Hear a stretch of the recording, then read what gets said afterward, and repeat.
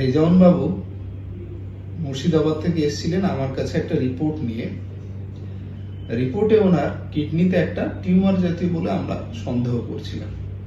তো আমরা কিছু পরীক্ষা নিরীক্ষা করার পরে আমরা অপারেশনের কথা বলি।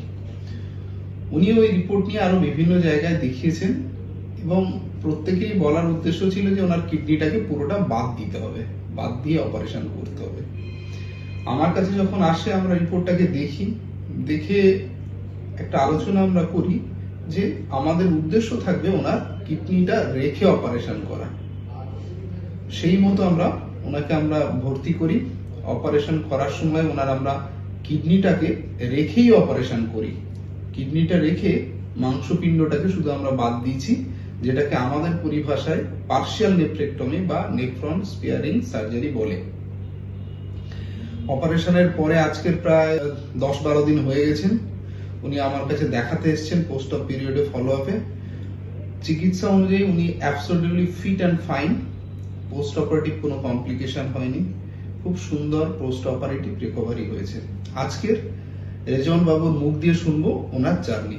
আপনি কেমন আছেন সেটা বলুন। এখন বর্তমান খুব সুস্থ আছি আমি।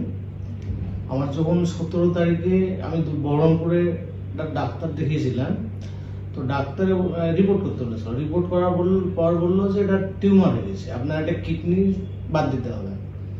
তারপরে আমি ওখানে বিশ্বাস যখন হলো না, তারপর চলে গিয়ে ওখানে দেখানোর পর 1800 টাকা ফি নিল। তারপর ওনারা বললো যে আপনার 95% কিডনি বাদ দিতে হবে। তারপরে হাসানুজ্জামান ডাক্তার কাছে এলেন, এখানে খোঁজ পেলাম বহরমপুর থেকে।